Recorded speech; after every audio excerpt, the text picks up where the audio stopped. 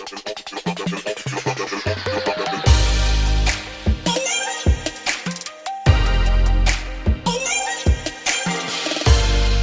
सभी का हमारे YouTube चैनल ऐसे स्टडी पॉइंट्स में। और आज देख सकते हैं कि हम समानुपात को, ठीक है, समानुपात क्या होता है। कल भी जब कल वाला वीडियो मैंने बनाया था तो उसमें बताया था कि समानुपात क्या होता है। तो मैंने बोला था कि जो अनुपात के बारे में कि अनुपात भिन्न का सरलतम रूप होता है और अनुपात दो अनुपात अगर जो इक्वल में रख दिया जाए तो उसको हम समानुपात बोलते हैं, ठीक है। तो ये समानुपात हो गया। इसका कंडीशन बताया गया कि ए संबंधे बी और ये रख दिया जाए सी संबंधे डी। तो यहाँ पे क्या होगा कि दो अनुपातों को इक्वल में रख दिया गया, यही क्या है, समानुपात है, ठीक है।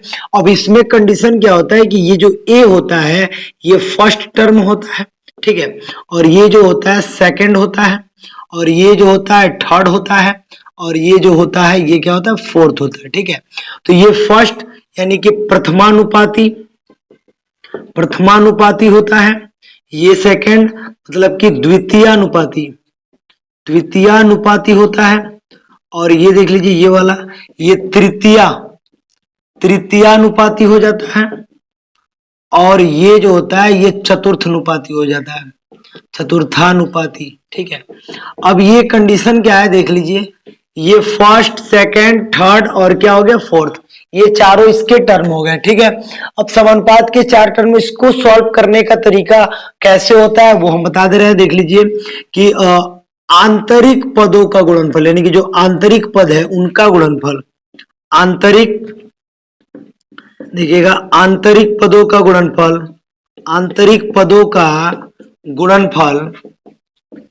बराबर हो जाता है बाह्य पदों का गुणनफल। तो बराबर में हो जाएगा बाह्य पदों का गुणनफल, यानी आंतरिक पदों का गुणनफल बराबर बाह्य पदों का गुणनफल, अर्थात आंतरिक में कौन कौन है तो BC है, बराबर में कौन हो जाएगा AD हो जाएगा। इस नियम से हम कभी भी जो है आसानी से जो है समानुपात का सवाल सॉल्व कर सकते हैं BC इक्वल टू AD पे। यहाँ पे आप समझ सकते हैं कि ये जो है आंतरिक पदों का गुणनफल, माने ये पदों का गुणनफल, आंतरिक पदों का गुणनफल और बाह्य पदों का गुणनफल, इनका जो आपस में गुणा हुआ है तब ये जो है ये दोनों इक्वल होते हैं। अब देखिए ये दोनों जब इक्वल होते हैं तो BC इक्वल टू क्या मिल गया, AD मिल गया। अगर जो ये इनको इस रूप में हम कर दें AB, देखिएगा A/B कर दे इक्वल टू C/D कर दे, तो यहां भी खूब आसानी से क्रॉस मल्टीप्लाई का स्थिति आप कर लीजिए कि हो जाएगा क्रॉस मल्टीप्लाई, अर्थात हो जाएगा BC बटा क्या हो जाएगा AD, ऐसे क्रॉस मल्टीप्लाई हो गया, ठीक है। तो BC हो गया बटा क्या हो गया AD हो गया, अर्थात वही चीज है BC बराबर क्या हो गया AD हो गया। तो ऐसे भी इसको हम निकाल सकते हैं जब इस नियम में देगा, ऐसी स्थिति में देगा तब ऐसे हम ऐसे देख सकते हैं। ये आंतरिक पदों का गुणनफल हो गया, बाह्य पदों का गुणनफल हो गया। इस पे सवाल कैसे बनाए जाते हैं, जैसे कि इसका एग्जांपल एक देख लीजिए, एक संबंधे 3 और ये दे दिया, इसके बाद से दे दिया 5 संबंधे 15। देखिए स्थिति होती क्या है, आपको एक बात दिमाग में रखना है, कैसे समझना है कि ये दोनों इक्वल, देखिए इन दोनों का गुणा करा रहे, 5 थे क्या हो गया 15, और ये दोनों का भी गुणा करा है, ये दोनों भी देखिए 15 कम में क्या हो गया 15, यानी आप देख सकते हैं 15 बराबर क्या आ गया 15, ये बराबर ही आने चाहिए, 15 बराबर 15 ही आने चाहिए। आंतरिक दोनों का गुणा करा लीजिए, बाह्य दोनों का गुणा करा लीजिए, दोनों 15 15 आ गया, तो मतलब हमारा समानुपात है। पूछ सकता है कि समानुपात है कि नहीं है, तो हम ऐसे चेक करके बता सकते हैं समानुपात है कि नहीं है, ठीक है। अब इसमें क्या क्या पूछा जा सकता है देख लीजिए, तो इसमें सेकंड भी पूछा जा सकता है, प्रथमानुपाती भी पूछा जा सकता है, तृतीय अनुपाती भी पूछा जा सकता है, चतुर्थ अनुपाती, यानी इन चारों में से कोई भी आपसे पूछा जा सकता है। जैसे इसको थोड़ा सा आप स्क्रीनशॉट ले लीजिए, फिर इसका मैं एग्जांपल चारों का बता देता हूं आपको।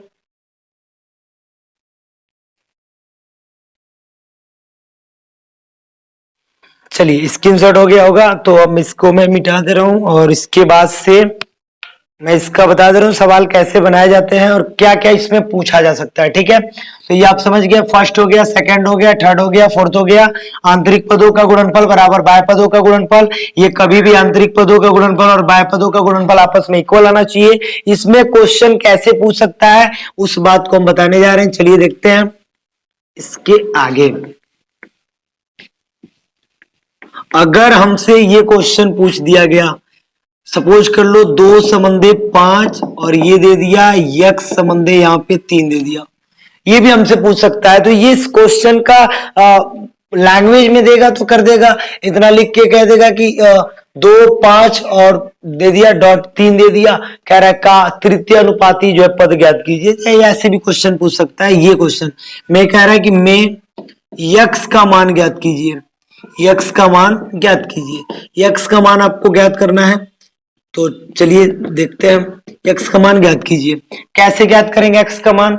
तो मैंने पहले ही आपको बोला कि 2 समंदे 5 दे रहा है ये वाला, एक्स समंदे क्या दे 3, तो आंतरिक पदों का गुणनफल यानी कि 5x इक्वल टू बाहरी पदों का गुणनफल, अर्थात हो गया द्वितीय कितना हो गया 6, द्वितीय 6 हो गया।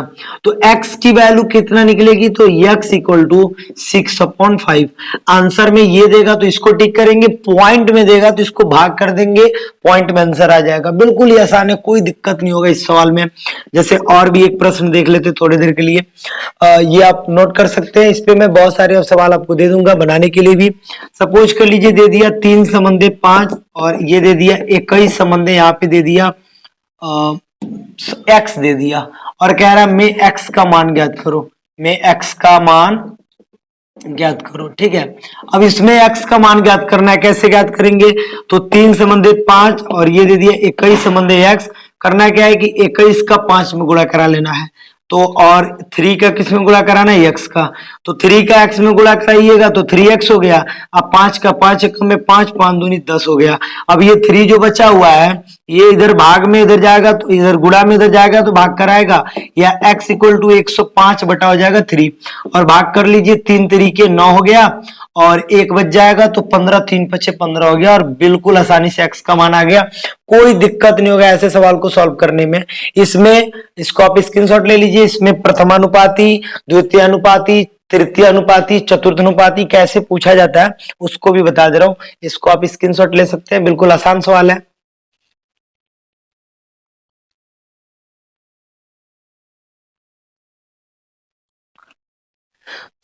चलिए इसमें इसको मैं मिटा दे रहा हूं। इसमें मान लीजिए कि पूछ दिया गया, स्क्रीनशॉट हो गया होगा, सपोज कर लीजिए इसमें आपसे पूछ दिया गया, एक सवाल दे दिया गया और दे दिया गया 3 7 और मान लीजिए थोड़ी देर के लिए यहाँ पे 8 लिख दिया। ठीक है, 3 7 8 लिख दिया या 3 कुछ भी ले सकते हैं, कोई दिक्कत नहीं है, नंबर कोई भी उससे कोई दिक्कत नहीं होती है। कह दिया का चतुर्थानुपाती, चतुर्थानुपाती ज्ञात कीजिए। देख लीजिए ये क्वेश्चन हो गया, ये आपसे कह दिया, इसमें पॉइंट में भी क्वेश्चन दे सकता है, भिन्न में भी क्वेश्चन को दे सकता है।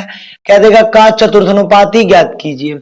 अब चतुर्थानुपाती ज्ञात करना है तो देखिए पहला 3 समंदे ये 7 लिख देते हैं 8 और यहाँ पे चतुर्थानुपाती की जगह पे लिख देते x, A B C D, D को क्या बोला था? चतुर्थानुपाती फर्स्ट 4 टर्म बोले थे ना, तो ये हो गया आपका एक्स। करना क्या है? तो ये गुणा करा लीजिए, 7 बटे क्या हो गया 56 इक्वल टू इसका ये गुणा करा लीजिए 3x हो जाएगा। x को यहीं पे रखिए, 3 आएगा इधर भाग कर आएगा तो 3 हो गया, 3 से भाग कर लीजिए, देखिए कितना आ रहा है, पॉइंट में आ रहा है कि कट जा रहा है, 3 एकम में 3 हो गया तो यहाँ पे 2 बचा 26 हो गया। ठीक है, तो 3 बटे 24 हो गया, 2 बच गया तो 0 3 छके 18, ये पॉइंट में लिख सकते हैं, इतना भी आंसर लिख सकते हैं, ये भी आंसर लिख सकते हैं, जैसे देगा वैसे हम आंसर लिख सकते हैं, कोई दिक्कत नहीं होगा। किसी भी नंबर का चतुर्थानुपाती कहेगा, तृतीय अनुपाती कहेगा। सपोज कर लीजिए कि एक और सवाल देते हैं और यहाँ पे एक सवाल का क्या कह रहा है सुनिएगा, यहाँ पे कह रहा है कि 6 और 5 और 21 दे दिया, कह रहा है में चतुर्थानुपाती ज्ञात कीजिए। चलिए इसमें चतुर्थानुपाती लिख दिए तो इसी को बनाइए, चतुर्थानुपाती ज्ञात कीजिए। ठीक है, ये ज्ञात करना है, कैसे करेंगे देख लीजिए। तो 6 समंदे 5 और ये हो गया 21 समंदे, यहाँ पे x कर लेते हैं, कुछ नहीं करना, इसका गुणा करा लेना है और इसका गुणा करा लेना है। तो 6 का x में गुणा होगा 6x और 5 एकम में 5, 5 दूनी हो गया 10, 6 से भाग करते देखते कटता है कि नहीं, 105 बटा हो गया 6, 6 एकम में 6 होगा तो बच जाएगा 4, ठीक है, बच जाएगा यहाँ पे 4, 45 कर देगा, 6 का पहाड़ा पड़ेंगे, 6 सत्ते 42। ठीक है, पॉइंट लगा देते हैं, 42, 3 बच गया, 0 हो गया, तो 0 हो गया तो कितना हो जाएगा 3, 30, तो 6 पच्चे 30 हो जाएगा, यानी 5 बार में कट जाएगा, 17.5 आ जाएगा आंसर। ये भी आंसर हो गया, ये भी आंसर, ये पूरी की पूरी आंसर हो जाएगी, कोई दिक्कत नहीं होगा। अब देखिए इसके बाद से हम पढ़ने वाले, चलिए तृतीय अनुपाती बता रहे हैं, पहले इसको नोट कर लीजिए, स्क्रीनशॉट कर लीजिए इसका।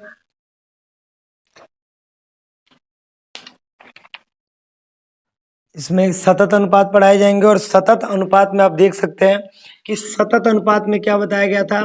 सतत अनुपात देख लीजिए, सतत अनुपात का कंडीशन क्या होता है कि ए बट्टा बी मान लीजिए थोड़ी देर के लिए, और यहाँ पे बी बट्टा सी हो गया, सी बट्टा डी हो गया, डी बट्टा ई हो गया, ऐसे करके जा रहा है, तो इसको हम क्या कहते हैं सतत अनुपात। अब इसकी कंडीशन क्या होती है कि यदि ए संबंधे बी बराबर मान लीजिए यम संबंधे यन दे दिया, और बी संबंधे सी बराबर मान लीजिए कि पी संबंधे क्यू दे दिया, और आपसे पूछ रहा है कि ए संबंधे बी संबंधे सी का मान ज्ञात कीजिए, तो कितना आसान है, इस P का गुणा कराइए यम में, PM हो गया संबंधे, P का गुणा कराइए यन में, PN हो गया संबंधे, फिर ये Q का गुणा करा दीजिए यन में, यानी कि Q का n में गुणा होगा, ये रेशियो हो गया, यानी कि A संबंधे B संबंधे C का मान बहुत आसानी से ज्ञात कर सकते हैं। इसी प्रकार से ये फर्स्ट टर्म हो गया। सेकंड की बात हम करें अगर जो, तो सेकंड में स्थिति क्या होती है कि A संबंधे B इक्वल टू M संबंधे n दे दिया, और B संबंधे C इक्वल टू P संबंधे Q दे दिया, C संबंधे D इक्वल टू मान लीजिए R संबंधे यस दे दिया। ठीक है, और ये तीन चीजों को पूछ रहा आपसे कि बताइए A संबंधे B संबंधे C संबंधे D का मान क्या होगा। तो हम पहले क्या करेंगे कि तीन पद को बनाएंगे। ठीक है, तो पहले तीन पद को बना रहे हैं, A संबंधे B संबंधे C का मान बता रहे हैं। ठीक है, तो A संबंधे B संबंधे C का मान क्या हो जाएगा, तो A संबंधे B संबंधे C का, देखिए बस ये उन दोनों को लिखेंगे। ठीक है, और ये गुणा कराएंगे, P का M में PM हो गया, P का N में PN हो गया, और Q का N में गुणा होगा तो QN हो गया। ये तो जैसे बना था वैसे, जैसे ये बना था सेम से बन गया। अब C और D को भी इसमें ऐड करना है, C और D को भी क्या करना है, ऐड करना है। तो A संबंधे B संबंधे C संबंधे D का मान क्या हो जाएगा, तो इस R को उठाइए, इन तीनों में गुणा कराइए। देखिए तीनों में गुणा कराना है, PMR हो जाएगा, PNR हो जाएगा, QNR हो जाएगा, और ये जो S है ये सिंगल गुणा कराएगा, यानी कि QNS हो जाएगा।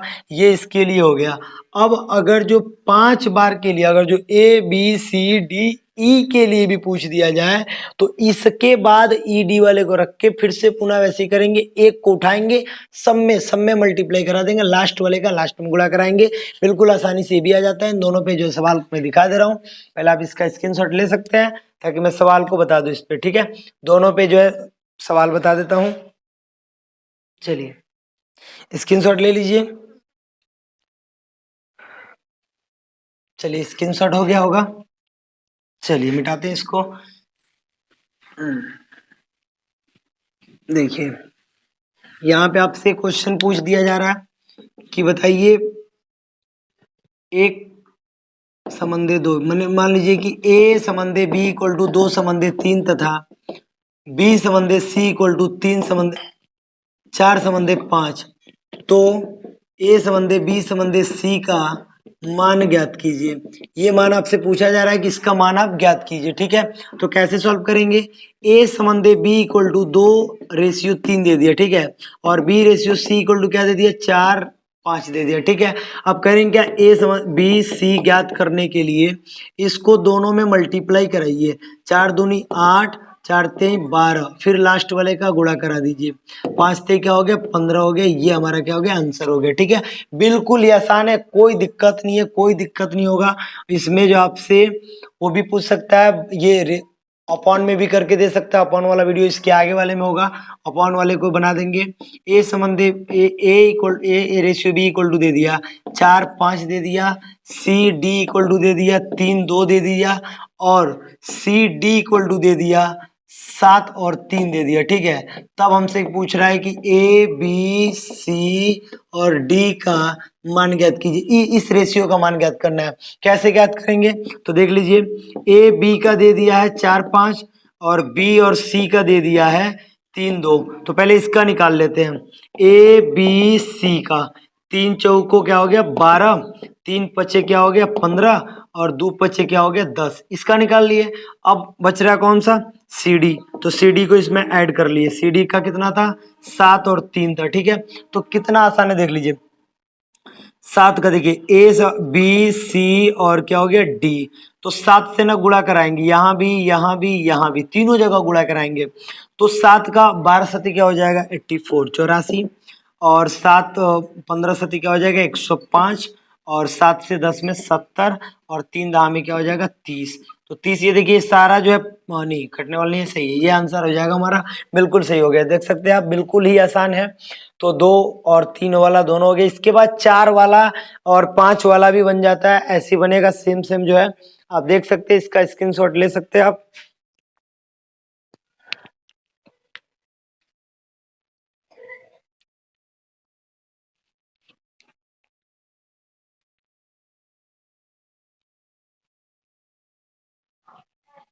सतत अनुपात की स्थिति क्या होती है कि सतत अनुपात में ए बी और बी सी जो होता है, इसमें भी देखिएगा मध्य का गुणा कराते हैं तो बी स्क्वायर और आंतरिक बाहर का गुणा कराते हैं तो ये क्या हो जाता है ए सी हो जाता है। ये फार्मूला मैंने कल वाले वीडियो में बताया था। अब कंडीशन क्या है कि यहाँ पे इसको हम बोलते हैं मध्यानुपात। इसको क्या बोलते हैं मध्यानुपात, मध्यानुपात, ठीक है। अब ये मध्यानुपात होता है और ये वाला जो होता है ये प्रथमानुपात होता है और ये वाला जो होता है ये तृतीय अनुपात होता है। तो कंडीशन क्या हो जाता है देखिएगा, तृतीय अनुपात हो जाता है। अब बात क्या बताई जाती है कि इसमें मध्यानुपात पूछ देगा, मध्यानुपात पूछ सकता है, प्रथमानुपात पूछेगा और तृतीयानुपात पूछेगा। तो इसमें भी इसको बहुत अच्छे से समझ लेना है। तब मैं इसका मध्यानुपात आपको यहाँ पे बता दे रहा हूँ। एक क्वेश्चन जो है देख लीजिए, कह देगा 9 और 25 का मध्यानुपात बताइए, मध्यानुपात बताइए, ठीक है। तो ये बताना है मध्यानुपात। मध्यानुपात बी स्क्वायर इक्वल टू क्या होता है ए सी, या केवल B equal to under root में क्या हो सकता है ए सी, ये भी हो सकता है। B equal to under root में ए सी मध्यानुपात ज्ञात करने का फॉर्मूला है, ठीक है। B equal to under root में ए सी। अब जब B equal to under root में ए सी निकालेंगे, ए और सी क्या है, कोई भी 2 पद दे देगा, क्योंकि ए क्या है प्रथम पद है और सी क्या है तो वो तृतीय पद है। लेकिन जो बी है ना वो बी वहां पे मध्यानुपात है, क्योंकि दोनों जगह बी सेम होता है। तो इसलिए देखिए बी निकालना है, मध्यानुपात निकालना है और ये नंबर दे दिया, ये नंबर दे दिया, ठीक है। तो 9 का जो होता है 3 और 25 का होता है 5। 3 पचे क्या हो गया 15 और बी का मान कितना हो गया 15, यानी कि बी का मान हो गया 15। इस पे जो है मध्यानुपात पे, तृतीयानुपात पे, प्रथमानुपात पे अगले वाले जो वीडियो आएंगे उसमें जो है टोटल तीनों पे जो है अधिक से अधिक सवाल मिलेगा। और आप बताइएगा वीडियो कैसा है और वीडियो को शेयर कीजिए, लाइक कीजिए, सब्सक्राइब कीजिए।